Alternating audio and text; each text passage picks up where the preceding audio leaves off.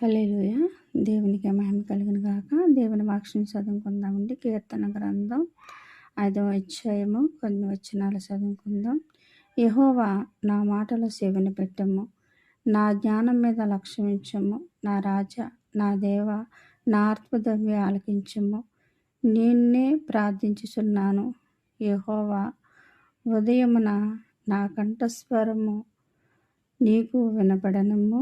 ఉదయమున నా ప్రార్థన నీ సన్నిధిని సిద్ధము చేసి కాసియుందును. నీవు దుష్టాత్మమును చూసి ఆనందించు దేవుడవు కావు.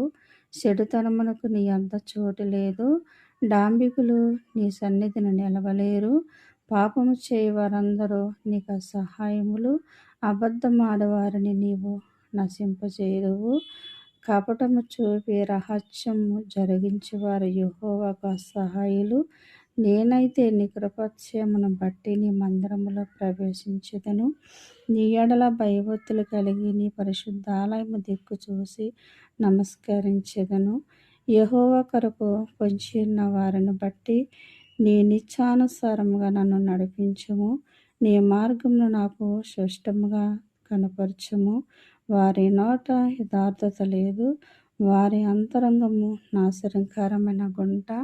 వారి కంఠము తెరచిన సమాధి. వారు నాలుకతో ఇచ్చకములాడుదురు. ఆమేన్.